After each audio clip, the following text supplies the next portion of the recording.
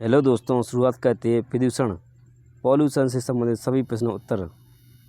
वायु का मुख्य प्रदूषक है। उत्तर है CO यानी कार्बन ऑक्साइड। कार्बन मोनोऑक्साइड वायु का मुख्य प्रदूषक है। ठोस कार्बन डाइऑक्साइड को शुष्क बर्फ कहा जाता है। नेक्स्ट है प्रश्न नंबर 2, ग्रीन हाउस प्रभाव किस गैस के एकत्र होने से होता है। उत्तर है कार्बन डाइऑक्साइड के कारण। ग्रीन हाउस प्रभाव CO2 के एकत्र होने के कारण होता है। वायुमंडल में बढ़ती हानिकारक गैसें जैसे कार्बन डाइऑक्साइड, कार्बन मोनोऑक्साइड और सल्फर डाइऑक्साइड वायुमंडल के ऊपरी सतह पर जमा होकर पृथ्वी के तापमान में वृद्धि कर रही हैं। इसे ग्रीन हाउस प्रभाव कहते हैं। ग्रीन हाउस प्रभाव के लिए सबसे अधिक जिम्मेदार CO2 है। नेक्स्ट है प्रश्न नंबर 3, जल वर्षा में होता है। उत्तर है सल्फ्यूरिक अम्ल। जल वर्षा में सल्फ्यूरिक अम्ल H2SO4 के कारण होता है। साथ में नाइट्रिक अम्ल NHNO3 से होता है। नाइट्रस ऑक्साइड NO2 को हास्य गैस भी कहा जाता है। नेक्स्ट है प्रश्न नंबर 4, अम्ल वर्षा होती है यह जब जल पर्यावरणीय प्रदूषण से संयोग करता है। उत्तर है सल्फर डाइऑक्साइड और सल्फर और SO2। अम्ल वर्षा एसिड रेन सल्फर डाइऑक्साइड और सल्फर त्राई यानी जल पर्यावरणीय प्रदूषण से संयोग करने पर होती है।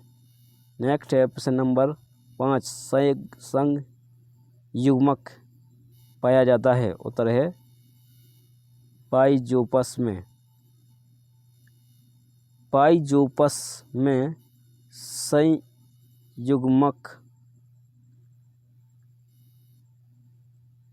पाया जाता है।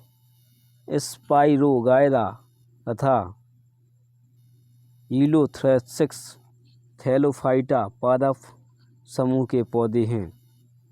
यूथोलेक्स स्पाइरोगाइरा एवं यूथोलेक्स थैलोफाइटा पादप समूह के पौधे हैं।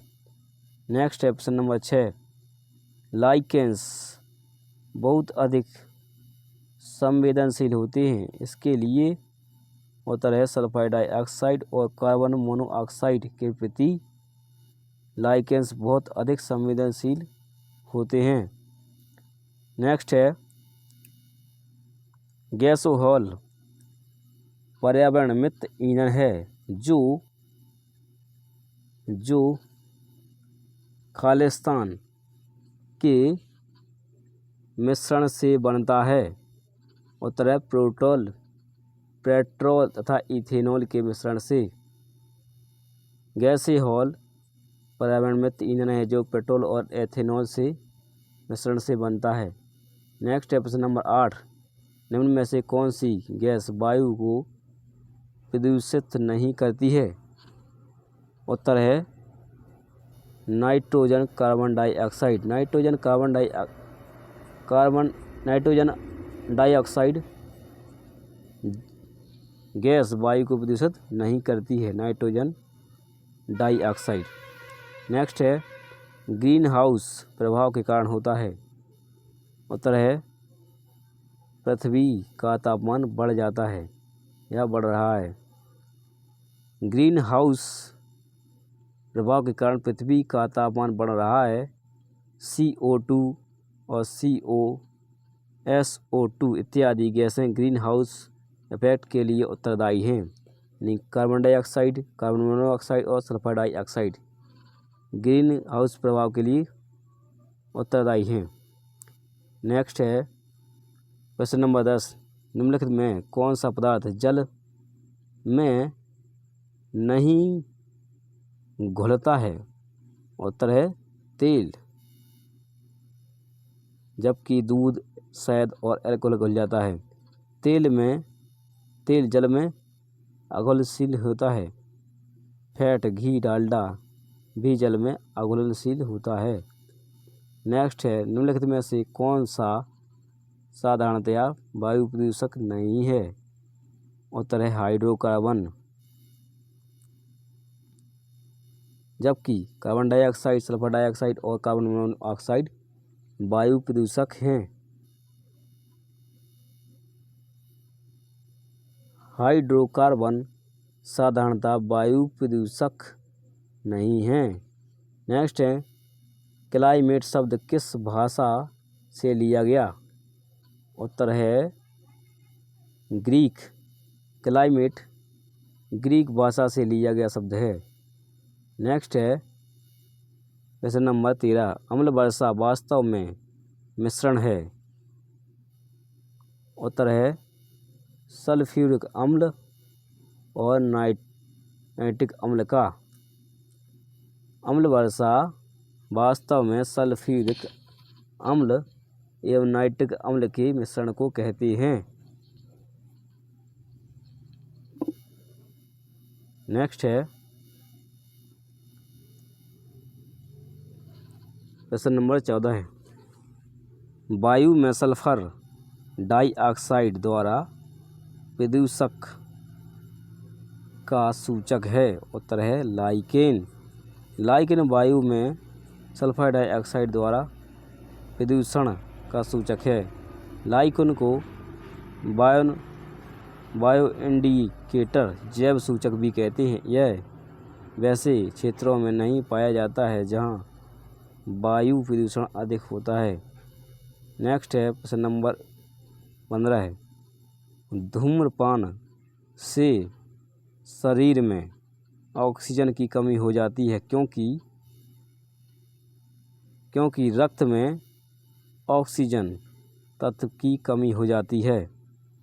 धूम्रपान से शरीर में ऑक्सीजन की कमी हो जाती है क्योंकि रक्त में ऑक्सीजन की कमी तथा कार्बन मोनोऑक्साइड की मात्रा बढ़ जाती है। नेक्स्ट है, निम्नलिखित में से कौन सा वायु प्रदूषण का घोतक है? उत्तर है लाइकेन। लाइकेन वायु प्रदूषण का घोतक है यानी इंडिकेटर है। कवक एवं लाइकेन सम्मिलित रूप से लाइकेन कहलाते हैं। साइकस के मंड से साबूदाना बनाया जाता है अतः उसे सैगो पाल्म भी कहते हैं। शैवाल के अध्ययन को फाइकोलॉजी कहते हैं। शैवाल में भोजन स्टार्च मंड के रूप में संचित रहता है। नेक्स्ट है, समुद्र में पादप कितनी गहराई तक प्रतिबंधित होता है? उत्तर है 200 मीटर की गहराई तक।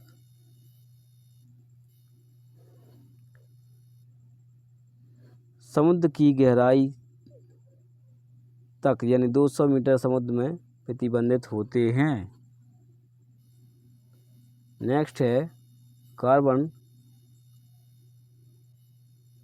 डाइऑक्साइड के वातावरण में लोगों की मृत्यु हो जाती है क्योंकि ऑक्सीजन नहीं मिल पाती है। ऑक्सीजन नहीं मिल पाने के कारण कार्बन डाइऑक्साइड के वातावरण में लोगों की मृत्यु हो जाती है। इससे दम भी घुटता है और यह विषैली गैस है। ठोस CO2 को शुष्क बर्फ भी कहते हैं।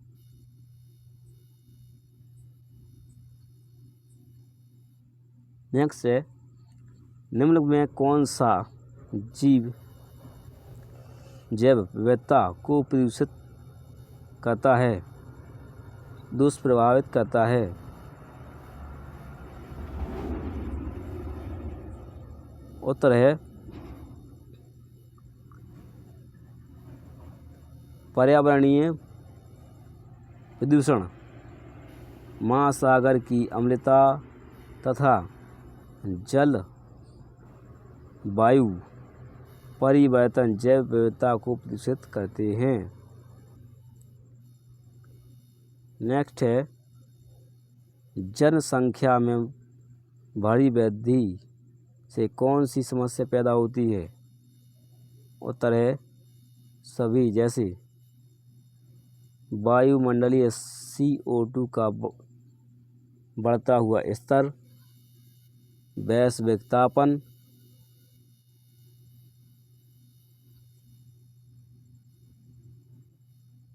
प्रदूषण स्तर में वृद्धि, यानी सभी होते हैं।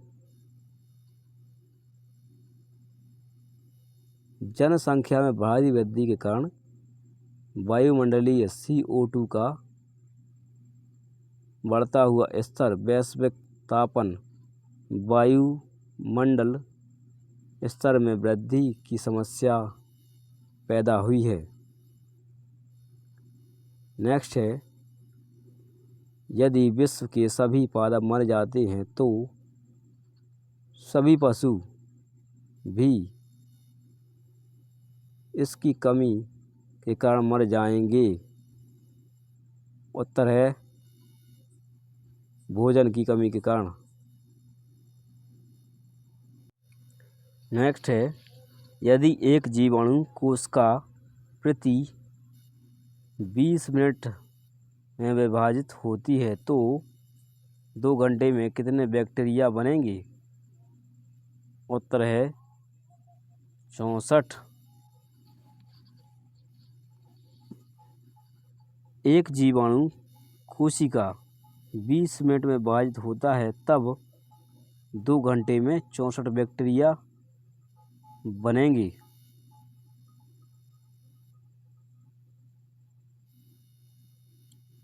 नेक्स्ट है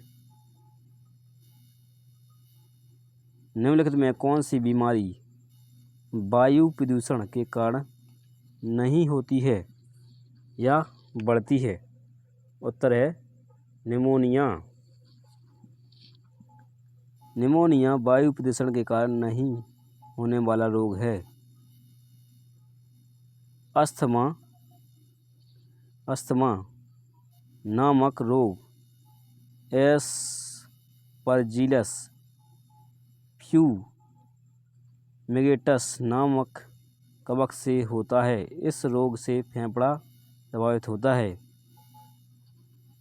निमोनिया रोग डिप्लोकोकस न्यूमोनी नामक जीवाणु से होता है। इस रोग में फेफड़ा प्रभावित होता है। तपेदिक या क्षय रोग माइकोबैक्टीरिया ट्यूबरक्लोसिस नामक जीवाणु से होता है। ब्रोंकोइटाई रोग फेफड़ों से संबंधित होता है। इस रोग से श्वसन नली में सूजन हो जाता है। नेक्स्ट है प्रश्न नंबर 24। जब आँख में धूल पड़ जाती है तो कौन सा भाग सूजकर लाल हो जाता है? उत्तर है दृष्टिपटल। दृष्टिपटल आँख में धूल पड़ जाने के कारण सूजकर लाल हो जाता है। नेक्स्ट है प्रश्न नंबर 25। वनस्पति इसके अवशोषण में प्रभावी होती है। उत्तर है प्रदूषक गैस के कारण। वनस्पति प्रदूषक गैस से एवं उच्च आवृत्ति के ध्वनि के अवशोषक होते हैं। इन्हीं कारणों के कारण पौधों को सड़क, रेलवे लाइन और हवाई अड्डे के आसपास लगाया जाता है।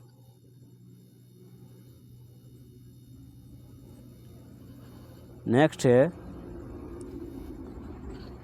लाइकेंस सबसे अच्छे सूचक हैं यानी बेस्ट इंडिकेटर हैं उत्तर है वायु प्रदूषण के। लाइकेन सबसे अच्छे सूचक वायु प्रदूषण के हैं। नेक्स्ट है राष्ट्रीय पर्यावरण इंजीनियर शोध संस्थान कहाँ स्थित है? उत्तर है नागपुर में। नागपुर में पर्यावरण इंजीनियरिंग शोध संस्थान स्थित है। इंडियन सिक्योरिटी प्रेस है पुणे में। केंद्रीय औषधि अनुसंधान संस्थान तथा केंद्रीय वनस्पति अनुसंधान संस्थान है लखनऊ में। भारतीय मौसम विज्ञान संस्थान अखिल भारतीय आयुर्वेद संस्थान है नई दिल्ली में। नेक्स्ट है भूमिगत जल को दूषित करने वाले अजैविक प्रदूषक हैं। उत्तर है आर्सेनिक। आर्सेनिक द्वारा भूमिगत जल का प्रदूषक होता है। नेक्स्ट है निम्नलिखित में से कौन एक प्रबल व्यंजक का सबसे अधिक प्रभावी कारक है? उत्तर है सागरीय जल के सामान्य तापमान में वृद्धि। सागरीय जल के सामान्य तापमान में वृद्धि प्रबल व्यंजन कोरल ब्लीचिंग का सबसे अधिक प्रभावी कारक है। नेक्स्ट है निम्नलिखित में से कौन जैव निम्नीकरण नहीं है? उत्तर है चांदी का पत्थर नहीं है बल्कि ये सभी हैं ऊनी चटाई, चमड़े का बैग, जूट की टोकरी, ये सभी निम्नीकरण यानी जैव निम्नीकरण हैं। नेक्स्ट है निम्नलिखित में से कौन सा एक कार्बनिक जैव उपरक है? उत्तर है वर्मी कंपोस्ट। वर्मी कंपोस्ट एक कार्बनिक जैव उर्वरक है। यूरिया का सूत्र है NH2CO। NH2 प्रथम कार्बनिक यौगिक है जिसे प्रयोगशाला में बनाया गया। यूरिया में 46% नाइट्रोजन पाया जाता है। नेक्स्ट है वह जीव कौन सा है जो वायु प्रदूषण को मॉनिटर करता है? उत्तर है लाइकेन। लाइकेन वायु प्रदूषण को मॉनिटर करता है। नेक्स्ट है धान के खेत में कौन सी गैस मुक्त होती है? उत्तर है मीथेन। धान के खेत में मीथेन गैस मुक्त होती है जिसका सूत्र है CH4। H2S हाइड्रोजन सल्फाइड में सड़े अंडे जैसी गंध आती है। अमोनिया के कारण मानव मूत्र में विशेष प्रकार की गंध आती है। नेक्स्ट है कौन सी गैस पादप ग्रह प्रभाव ग्रीन हाउस इफेक्ट के लिए मुख्य रूप से जिम्मेदार है? उत्तर है CO2 यानी कार्बन डाइऑक्साइड।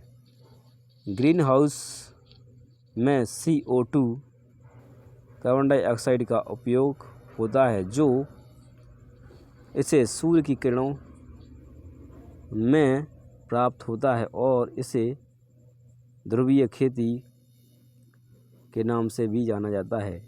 ठंडे प्रदेशों में इसका उपयोग होता है। नेक्स्ट है प्रश्न नंबर 35। वे सूक्ष्म श्वसन कण जो मनुष्यों द्वारा श्वसन लेने के लिए वायु की गुणवत्ता को कम करते हैं किस श्रेणी में रखे जाते हैं? उत्तर है PM 2.5 श्रेणी में रखे जाते हैं। नेक्स्ट है प्रश्न नंबर 36। अजैविक निम्नीकरणीय अपशिष्ट के छुटकारा पाने का सर्वोत्तम हल है? उत्तर है पुनःचक्रण। पुनःचक्रण यानी रिसाइकलिंग। वर्मी कंपोस्ट किससे की जाती है? उत्तर है कृमि द्वारा। कृमि यानी जीवाणु के अध्ययन को बैक्टीरियोलॉजी कहते हैं। जीवाणु की खोज A.B. लीवेनहॉक द्वारा किया गया था। नेक्स्ट है,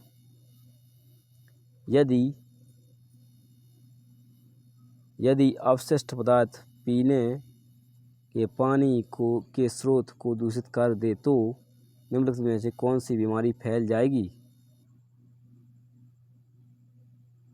उत्तर है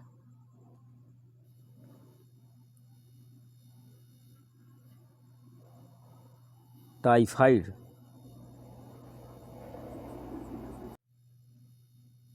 यदि अवशिष्ट पदार्थ पीने के पानी के स्रोत को दूषित कर दे तो टाइफाइड बीमारी फैल जाएगी। स्कर्वी विटामिन सी की कमी के कारण होने वाला रोग है। टाइफाइड साल्मोनेला टाइफी नामक जीवाणु से होता है। अरक्तता विटामिन बी की कमी से होता है। नेक्स्ट है प्रश्न नंबर 39, निम्नलिखित में से कौन सा जैव निम्नीकरणीय है? उत्तर है चमड़े की बेल्ट। नेक्स्ट है, छाल बल्क पर उगने वाली कवकों को किस प्रकार का कहा जाता है? उत्तर है बल्कबासी। नेक्स्ट है, सामान्यतः निम्नलिखित में से कौन सा कैंसर का कारण नहीं है? उत्तर है ट्रांसमिशन कैंसर का कारक नहीं है, बल्कि कैंसर के कारक हैं पर्यावरणीय कारक, आनुवांशिक संशोधन, आनुवांशिक उत्परिवर्तन। सामान्यतः ट्रांसमिशन कैंसर का कारण नहीं है। ओजोन परत के क्षय से पराबैंगनी किरण पृथ्वी पर आ सकती हैं, जिससे चर्म कैंसर रोग हो सकता है। सेल की अनियंत्रित वृद्धि से कैंसर होता है। रेडियो सक्रिय स्ट्रैंडियम 90 के कारण अस्थि कैंसर हो जाता है। इटाई नामक रोग कैडमियम के कारण होती है। कैंसर बनने के पीरियड को लेटेंट पीरियड कहते हैं। कैंसर बनने के पीरियड को लेटेंट पीरियड कहते हैं। नेक्स्ट है, निम्न में से कौन सा जल प्रदूषण का कारण नहीं है? उत्तर है तट पर मछली पकड़ना, ये कारण नहीं है। जबकि कारण हैं समुद्री डंपिंग, घर का कचरा और तेल फैलना, ये जल प्रदूषण के कारण हैं। जल प्रदूषण का कारण तट पर मछली पकड़ना नहीं है। जल प्रदूषण का कारण तेल जहाज का जल में रिसाव महत्वपूर्ण कारण माना जाता है। सुपर बग नामक जीव से इस तेल सतह को साफ किया जाता है। कचरा का जल में गिरना विशेष रूप से औद्योगिक शहर के अवशेषों की है। नेक्स्ट है, मानव जनित मलमूत्र भी जल में प्रवाहित किया जा रहा है, यह भी जल प्रदूषण का कारण है। जलीय जीव को भारी मात्रा में हानि पहुंचाना और पहुंचा रहा है। नेक्स्ट है प्रश्न नंबर 43, हठीले कार्बनिक प्रदूषण का पर्यावरणीय ज्यादातर खालिस्तान द्वारा किया जाता है। उत्तर है हवा और पानी द्वारा। हठीले कार्बनिक प्रदूषकों का परिवहन ज़्यादातर हवा और पानी के द्वारा किया जाता है। कार्बनिक प्रदूषणों का बहाव हवा एवं पानी द्वारा होता है। कार्बनिक प्रदूषण कार्बन प्रदूषण ने जीवाश्म की मात्रा अधिक होती है। जल एवं वायु प्रदूषण अपशिष्ट पदार्थों के कारण अधिक हो रहा है। नेक्स्ट है प्रश्न नंबर 44। टेबल दानेदार चीनी सामान्यतः खालिस्तान के रूप में जाना जाता है। उत्तर है सुक्रोज। टेबल दानेदार चीनी सामान्यतः सुक्रोज के रूप में जाना जाता है। सुक्रोज डाइसैकेराइड के 2 अणुओं के संयोजन से एक डाइसैकेराइड बनता है। सुक्रोज डाइसैकेराइड 2 अणुओं के संयोजन से एक डाइसैकेराइड बनता है। माल्टोज लैक्टोज भी डाइसैकेराइड है। माल्टोज लैक्टोज भी डाइसैकेराइड है।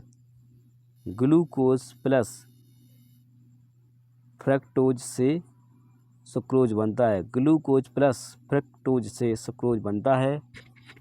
ग्लूकोज प्लस ग्लूकोज से माल्टोज बनता है। ग्लूकोज प्लस ग्लूकोज से माल्टोज बनता है, यानी माल बनता है। नेक्स्ट है बायोगैस बायोमास से किस प्रक्रिया के माध्यम से उत्पन्न होती है। उत्तर है अवायवीय विखंडन से।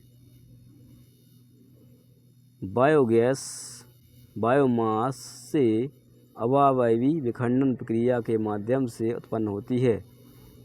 गीले गोबर के सड़ने पर ज्वलनशील मीथेन गैस बनती है, जिसमें मुख्यतः CO2 यानी CO यानी कार्बन मोनोऑक्साइड ईंधन काम करता है। बायोगैस का ऊष्मीय मान 1100 से 1750 कैलोरी किलोग्राम होता है। बायोगैस का ऊष्मीय मान 1100 से 1750 कैलोरी किलोग्राम होता है। कांच एवं इस्पात उद्योग में इसका प्रयोग ईंधन के रूप में होता है। जल गैस का उपभोग हाइड्रोजन और एल्कोहल के निर्माण में उपचायक के रूप में होता है। बायोगैस में मीथेन की मात्रा 65% तक होती है।